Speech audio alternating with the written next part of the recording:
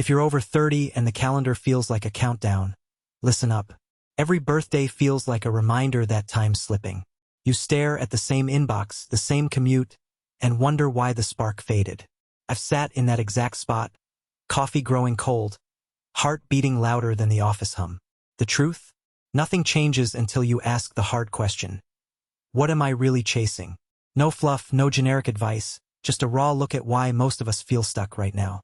By the end of this conversation, you'll have 3 concrete moves that flip the switch from drifting to living on purpose. You'll see how a tiny habit, a bold conversation, and a simple pause can rewrite the script you've been playing on repeat. I'm not promising a miracle, just a clear path you can walk right after this. You'll feel the weight lift, the doubt shrink, and the excitement of a direction that actually belongs to you. Let me take you back to when I was 32, stuck in a cubicle on the 12th floor of a downtown office in Chicago. My desk was a sea of paperwork. The window showed rain-slicked streets, and my mind kept replaying a conversation with an old friend who'd quit to travel. I felt a knot in my chest every morning.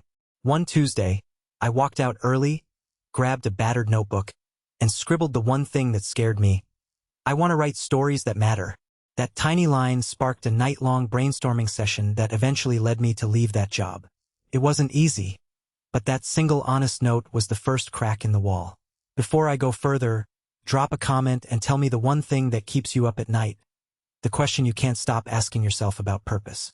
I read every single one, and I'll reply to the ones that hit the deepest. Your story matters, and hearing it helps us all see the patterns we miss when we're alone. So type it below, and let's keep this conversation alive.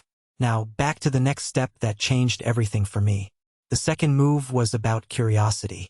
I signed up for a weekend pottery class in a quiet studio on the outskirts of the city. I was terrified of being the newbie, of making a mess. The instructor handed me a lump of clay, and I felt the weight of possibility. As I shaped the first imperfect bowl, I realized purpose isn't a single destination. It's a series of experiments. Each new skill, each awkward attempt, taught me to trust the process instead of the outcome. That willingness to get messy opened doors I never imagined. The third and most raw moment came when my dad passed away unexpectedly. I was 34, still figuring out my path, and suddenly the future felt fragile. I sat on a weathered bench by the sea, waves crashing, and I let the grief wash over me. In that raw silence, I heard my own voice whisper, "What would he want for me?" The answer wasn't a career or a title. It was connection. I vowed to spend my time building relationships, sharing stories, and creating moments that matter.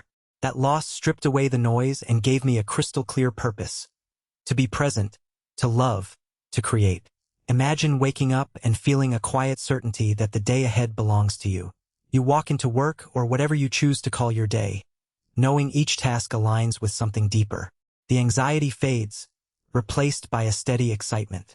You have space to breathe, to explore, to say yes to the things that light you up. Friends notice the change. They ask, "What's different?" You smile because you finally understand that purpose isn't a single moment. It's a daily practice. That's the shift when these 3 moves settle in. If any of this hit home, hit subscribe. I share these honest talks every week. No fluff, just real stories and tools. And if you're ready to stop letting doubt hold you back, comment purpose below. Let's keep each other accountable, and let's walk this road together. Thanks for listening, friend. See you on the next chat.